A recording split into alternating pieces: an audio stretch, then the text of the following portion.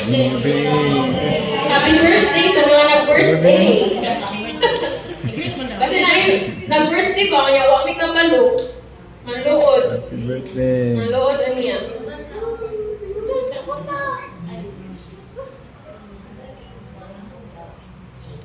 Okay, praise God. Ready na ba ang inyong mga kasing-kasing na maminaw sa pulong sa Ginoo before tamo adto sa ato ang pagdayeg ug pagsimba? Amen. So, let me share the word of the Lord sa Ephesians chapter 3 verse 14 to 21. Sige, medyo taas-taas ni gamay, pero gamay ra pod. Bear with me lang sa ako ang pagbasa. I am reading sa NIV version. So, verse 14, "For this reason I kneel before the Father, from whom every family in heaven and on earth derives its name. I pray that out of His glorious riches He may strengthen you with power through His Spirit in your inner being, so that Christ may dwell in your hearts through faith.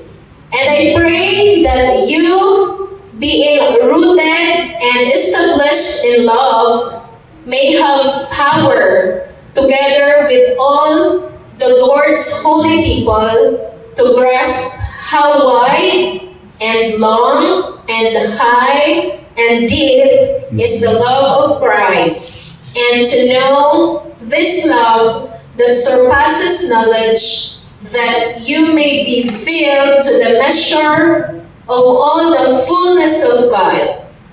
Now to Him who is able to do immeasurably more than all we ask or imagine, according to His power that is at work within us. To Him be the glory in the church and in Christ Jesus throughout all generation, forever and ever." Amen. So, yun ito ba? Amen.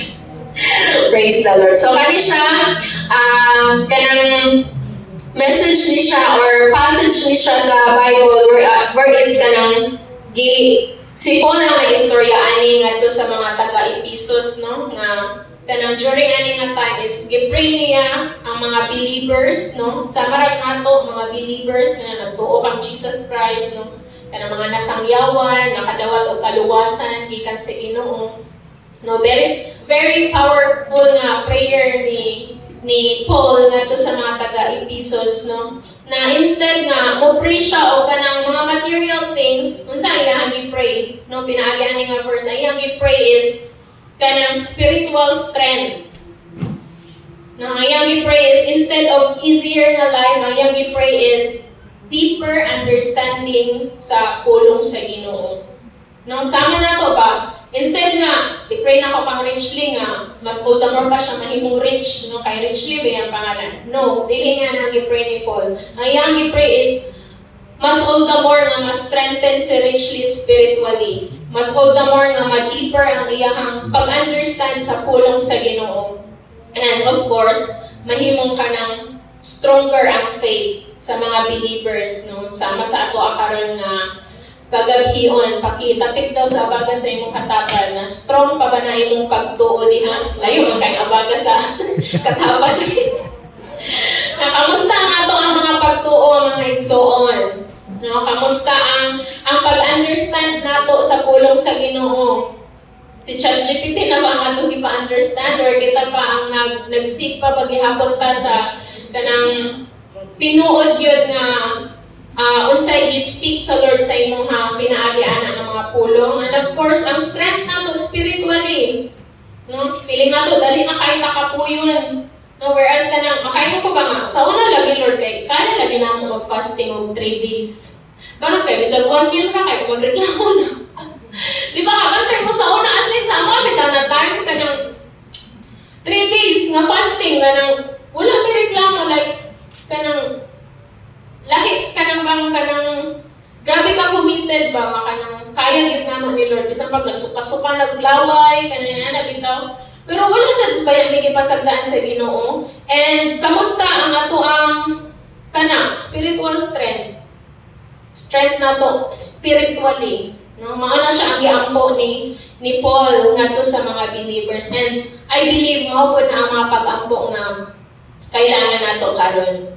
No, isip mga kanang gisaligan sa Ginoo, isip mga gigamit sa Ginoo, no, isip mga piniyalan, no. Nagtuo pa ka nga igsuon nga kanang steward ka, gipiyalan ka sa Ginoo ana nga ministry. Kung asa ka niya gibutang karon, gipiyalan ka ana sa Ginoo. And I believe nga kitang tanan nagkinahanglan ta ani nga mga pag-ampo, which is ang spiritual strength, ang deeper nga pag-understand sa pulong sa Ginoo, even sa gugma sa Ginoo, ug ang stronger nga pagtuo. No, usahay kanang muampo lang tanong nga kanang usabon sa Ginoo ato ang mga sitwasyon or ato ang mga problema o naman tayo ginapangagian, no? Or in fact, bago lang mo sila Pastor Amay, naiisa sa ato ang mga atong igsuon nga ang iyang mama na sa hospital karon. So, ana nga mga situation makahinuklog kita nga nganong karon ano ba? Nganong gialaw ni sa Lord. So, sama sa pag-ampo ni Paul, no, kanang need nato o kanang deeper na pag-understand sa gugma sa Ginoo, no, sama sa mga ingana nga mga sitwasyon. So sama ni Paul, no, nag-pray siya nga ang mga katawhan is dili lang mahimong kanang strong outside, but mahimo pud siya tangas kanang strong inside.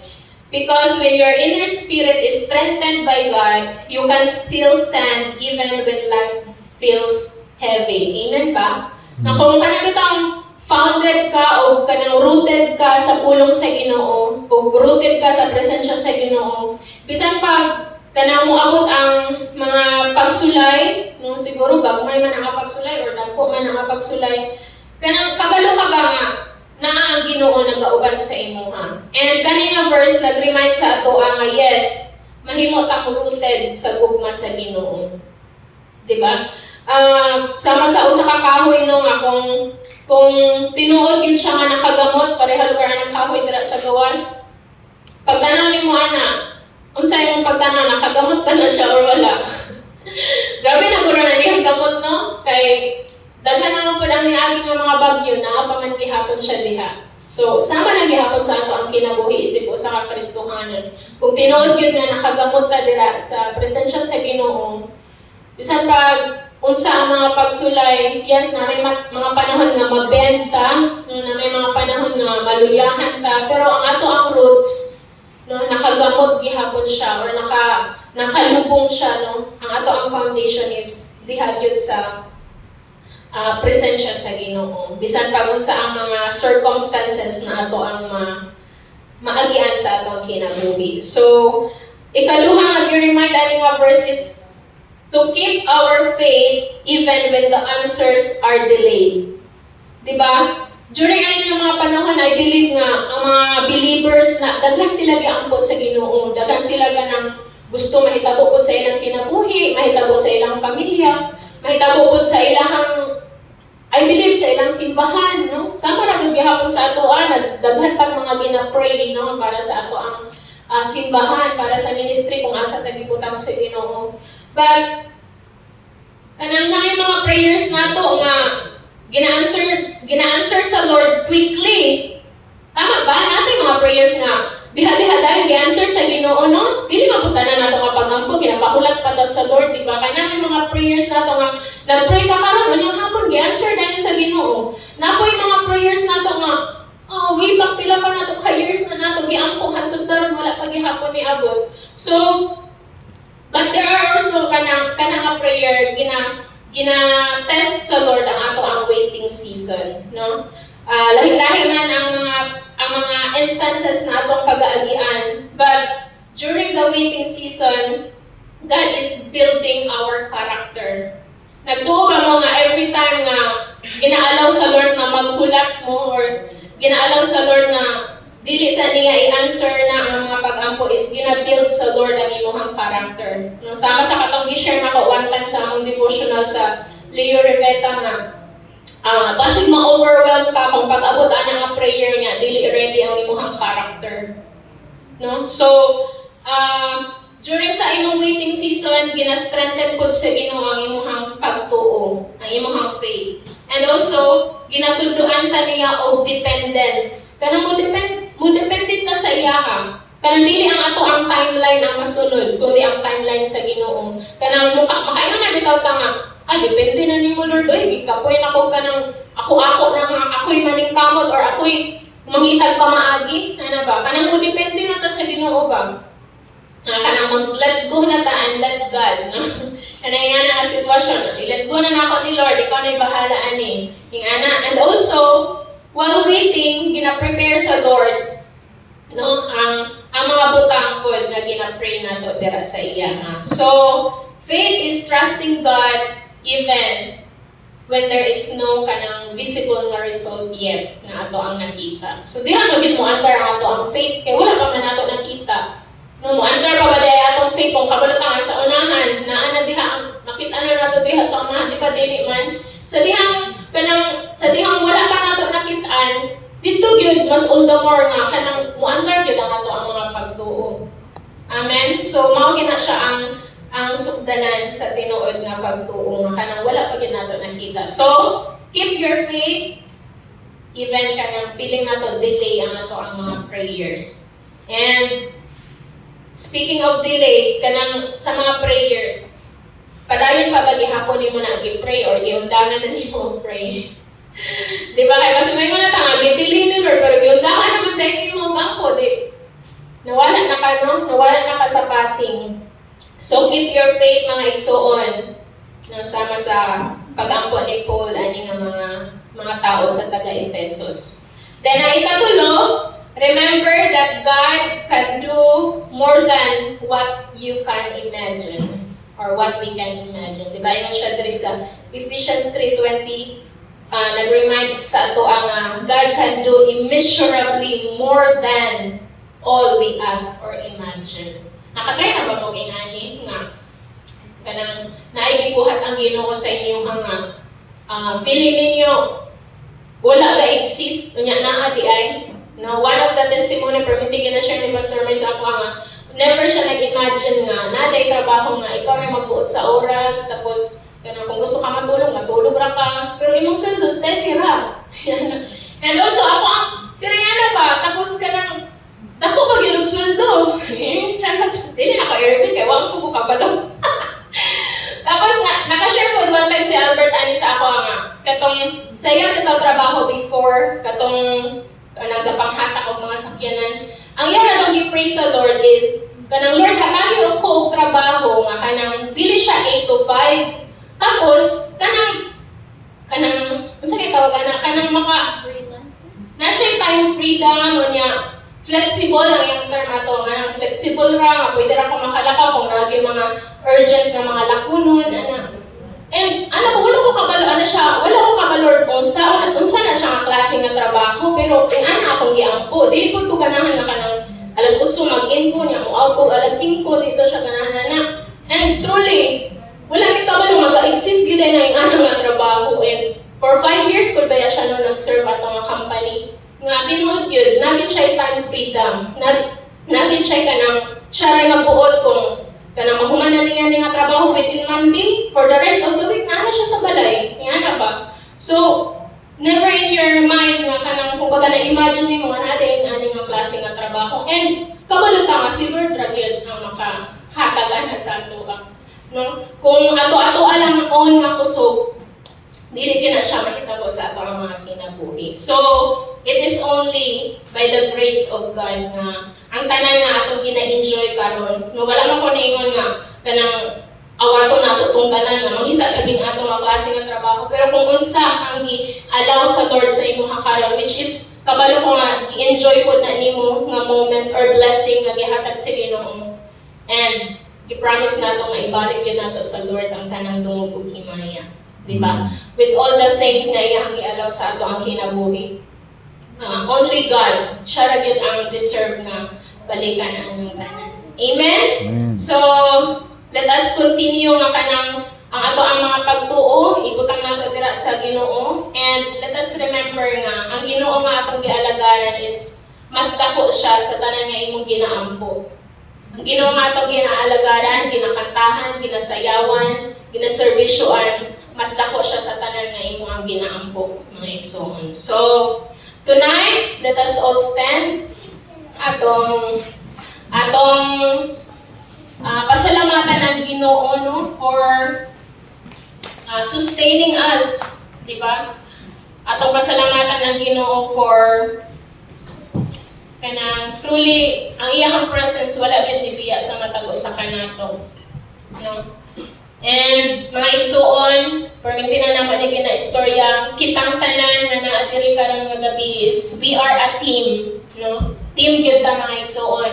Ug naa gani isa sa ato ang kanang nagbagtoy-bagtoy, ug naa gani isa sa ato ang kanang naay ginabuhat nga dili maayo or ginabuhat nga dili nga sekreto ano nga syarap na nakabalo igsuon timan ini nga nagtanaw ang Ginoo sa imong no, nakakita ang Ginoo sa tanan nga imo ang ginabuhat. And of course, nakabalo pod ang Lord sa imong faithfulness dira sa iyang atubangan. Amen. So, karon na kagabion, kitang tanan pwede ba nga i-communicate nato ang ato ang buhi nga Dios personally. I-communicate nato ang Ginoo nga tag-iya sa ato ang kinabuhi. Reconcile to the Lord kung naman kayo gusto i-istorya sa Ginoo nga ikaw lang o ang Lord ang nakabalo. Pangayuan ang tanaw ka pa sa iluan sa Ginoo karon nga kagabion. Hallelujah, hallelujah, hallelujah. Oh, glory, glory, glory, glory to your name, O God. Oh, blessed be your holy name. Blessed be your matchless name. Your glorious name. Hallelujah, hallelujah. Oh, before anything else, Lord, may you search our hearts, oh God, right now. Susiha ang among mga kasing-kasing. Kung naman kay nakitaan nga dili maayo, Ginoo. Naman kay nakitaan nga mga buling o mancha na nakahugaw sa mga kasing-kasing. Naman may mga nabuhat in the past few days, Lord, na wala na mo na pangayuan o kapasayloan sa imuha. Maybe nakalimot ni or wala may kabantay. Lord, right now, in the name of Jesus, we ask for forgiveness. Oh God, we ask your blood to cover us, to cleanse us. Limpiyuhin ang mga kasing-kasing sa among mga naistorya, sa among mga gitanaw, sa among mga dabungat, sa among baba, even sa among mga nabuhat na wala ka na himaya. We ask for forgiveness, Lord. And we claim, oh God, na imong puno nga nagaingon. If we confess our sins, you are faithful and just to forgive us and take our sins away. Hallelujah. Hallelujah. Hallelujah. Hallelujah. Oh, we bless you, Lord. We glorify you. We magnify you. Holy Spirit of the living God, you are welcome in this place. Empower each one of us. Ikaw ang mag-move sa among mga kasing-kasing. Ikaw ang mag-correct ka na mo. Ikaw ang mag-agiya ka na mo. Ikaw ang mag-auban ka na mo. Ikaw ang mag-istorya sa amo sa angay na mo pagkabuhaton. Oh, we depend on your presence. Holy Spirit of the living God, you are our governor. Ikaw ang mag-govern sa among mga una-una o kasing-kasing. O karon na kagabion, we welcome ka na mo nga mag-move sa among una-una, sa among kasing-kasing, sa among whole na being, Lord, sa tibuok na mo. Lord God, ng kusog, kalag,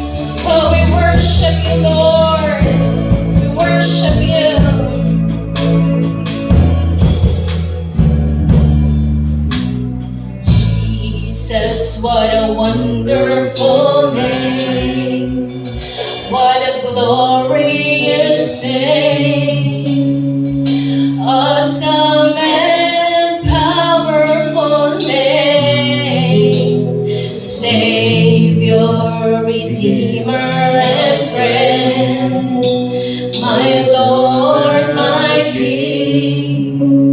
To you I will bow down and sing. Sing it one more time, Jesus. Jesus, What a wonderful, What a glorious name! what a glorious name. Awesome and powerful name. Our Savior, Savior, Redeemer and friend, my Lord, my King. To you I will bow down and sing. Jesus, what a wonderful name!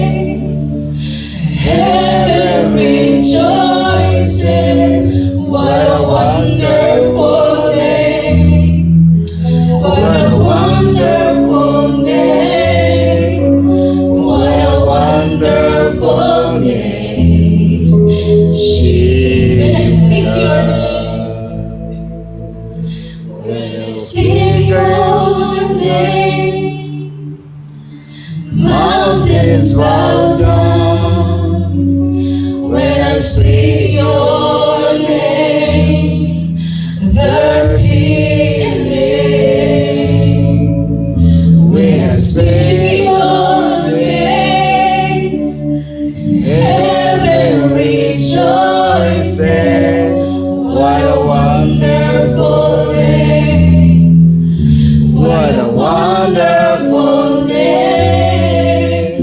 What a wonderful name. Jesus. One more time when I speak your name. Speak your name. Mountains bow down. When I speak your name. There's healing. When I speak your name, heaven rejoices.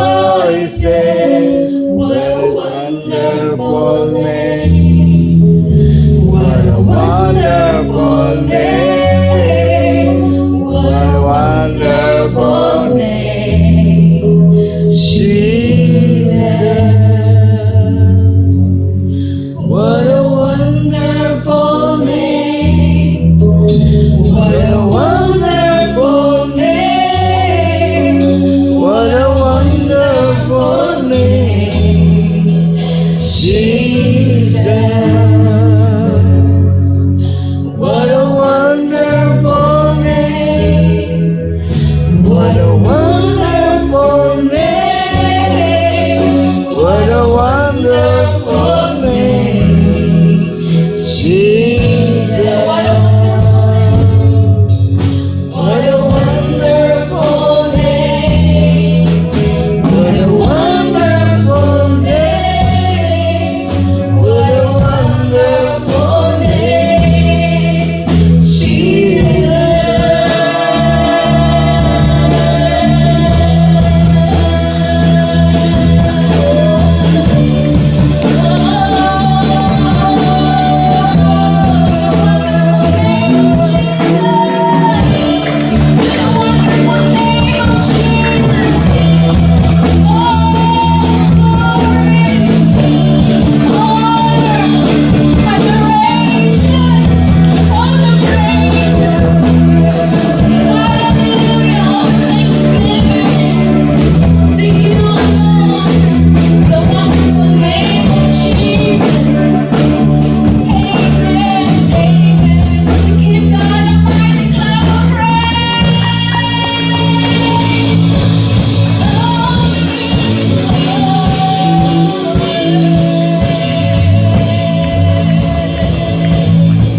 Yes, we give you all the glory, Lord.